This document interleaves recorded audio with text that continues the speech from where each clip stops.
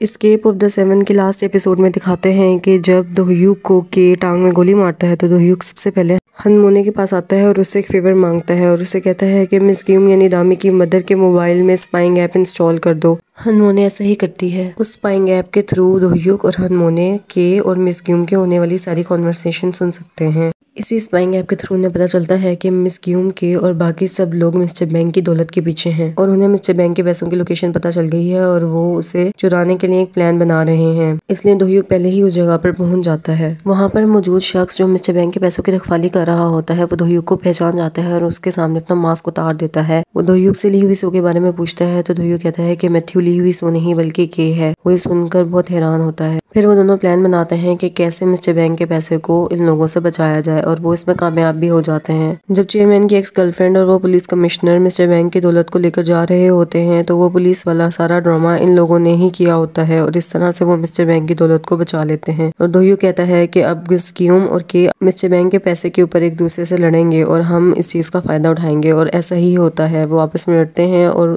एक दूसरे के सारे राज फाश कर देते हैं और दोहयूक ये सब लाइव चला रहा होता है। सीन वापस प्रेजेंट की तरफ शिफ्ट होता है। के और मिस ग्यूम बाहर निकल कर आते हैं तो बाहर मीडिया और रिपोर्टर्स का एक हजूम जमा हुआ होता है। वो उनसे मुख्तलिफ सवाल करता है कि क्या तुम वाकई के हो, क्या तुमने दामी को मारा है।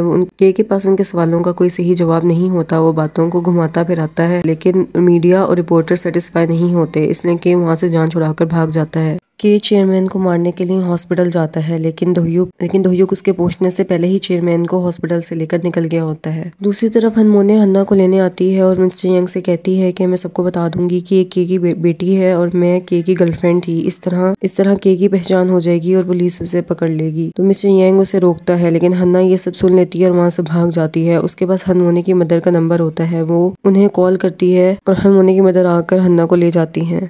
दूसरी तरफ चेयरमैन प्रेस कॉन्फ्रेंस अरेंज करता है और वहाँ सारे राज फाश कर देता है कि बिन दोहयूक मेरा सगा बेटा है और टिकी ताका कंपनी का चेयरमैन मैथ्यू असल में सिम जनस्यूक है और वो एक सीरियल किलर है। और वो कहता है कि बंगदामी जिया और मेरी बीवी का कत्ल सिम जनस्यूक ने ही किया है और जब उसने मेरी बीवी का कत्ल किया तो मैं उसको सजा इसलिए नहीं दे सका क्योंकि मेरी बीवी की आखिरी ख्वाहिश थी कि बेशक ये हमारा सगा बेटा नहीं है लेकिन हमने इसे पाला है तो मैं इसका ख्याल रखूँ। तो एक रिपोर्टर कहती है कि इस बात का सबूत देंगे मैथ्यू ही सिम जनस्यूक है। तो चेयरमैन कहता है कि मेरा सेक्रेटरी उसका सगा बाप है, आप चाहें तो उन दोनों का डीएनए टेस्ट कर लें। और साथ ही उसकी तबीयत खराब होने लगती है क्योंकि उसके जख्म से खून निकल रहा होता है और वो नीचे गिर जाता है और वहीं पर उसकी डेथ हो जाती है। हन्ना मिस्टर यंग को कॉल करके बताती है कि वो ग्रैंड माँ के साथ है और वो बिल्कुल ठीक है। के हनमोने को कॉल करते हुए उसे कहता है कि अगर तुम मुझे बता दो कि दोहयूक कहाँ है तो मैं तुम्हारा ऑस्कर अवार्ड जीतने का ख्वाब पूरा कर दूंगा। दूसरी तरफ मिस ग्यूम यानी दामी की मदर के सारे साथी भागने के चक्कर में होते हैं और मिस ग्यूम के पास जाती है और कहती है कि मैं बहुत से नामुमकिन कामों को मुमकिन बना सकती हूँ, इसलिए मुझे भी अपने साथ ले चलो, हम एक साथ भागते हैं। लेकिन वो लोग उसे अपने साथ नहीं लेकर जाते और उसे वहीं छोड़ देते हैं। फिर दिखाते हैं कि बहुत ज्यादा गुस्से में होता है क्योंकि चेयरमैन के बयान के बाद पुलिस उसे हर जगह ढूंढ रही होती है। कि अपने बाप से कहता है कि लिविसो को जाकर आइलैंड में मार दो और उसे मारने के बाद खुद भी मर जाना क्योंकि मैं नहीं चाहता कि कोई तुम्हारा डीएनए मेरे साथ मैच कर सके। के बाप की आंखों में आंसू आ जाते हैं और वो कहता है कि मैं ऐसा ही करूंगा। इतने में के का एक आदमी आता है और उसे बताता है कि हनमोने ने उसे मिलने के लिए बुलाया है। के कहता है कि कोई मेरा पीछा ना करे, मैं वहाँ अकेला ही जाऊंगा। के वहाँ पर जाता है तो हनमोने, दोहयूक और मिस्टर यंग ने उसके लिए एक ट्रैप तैयार किया होता है और वो तीनों मिलकर के को पकड़ लेते हैं और उसे काफी मारते हैं और दोहयूक उसे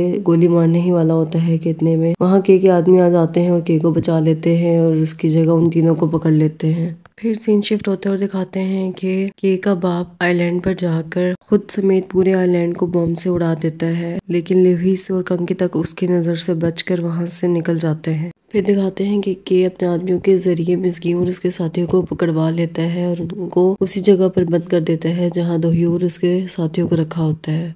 कि उस जगह पर एक गैस रिलीज कर देता है जिससे उन्हें वहां पर वही सब कुछ दिखाई देने लगता है जो उन्हें आइलैंड पर नजर आया था, वही अरोरा और वही जंगली पिग। और वो बचते बजाते छत तक पहुंच जाते हैं। वहां पर मैथ्यू उनका इंतजार कर रहा होता है। मैथ्यू ने कहता है कि मैंने यहाँ पर हर जगह बॉम्ब फिट कर दिया है और उसकी टाइमिंग सिर्फ 3 मिनट की है और वो उन्हें ऑप्शन देता है कि अगर तुम लोग चाहो तो यहाँ दोहयूक के साथ मर सकते हो, लेकिन अगर तुम में से कोई मेरा साथ देने का वादा करता है तो मैं उसे अपने साथ हेलीकॉप्टर में ले जाऊंगा और इस तरह तुम लोग बच सकते हो। लेकिन दोह्यू को मरना होगा। के दोह्यू को एक गोली भी मार देता है और सब देखते ही देखते अपनी जान बचाने के लिए के की तरफ आ जाते हैं और के उन्हें लेकर हेलीकॉप्टर में बैठ जाता है और इतने में ब्लास्ट होना स्टार्ट हो जाते हैं। लेकिन वहाँ पर कंकिता और लीविसो आ जाते हैं। लीविसो दोह्यू से कहता है कि अब तक दामी की हिफाजत करने का बहुत शुक्रिया और कंकिता दोह्यू को लेकर बिल्डिंग से जंप कर देता है और पूरी बिल्डिंग ब्लास्ट हो जाती है। यहाँ पर एस्केप ऑफ द सेवन की लास्ट एपिसोड खत्म हो जाती है।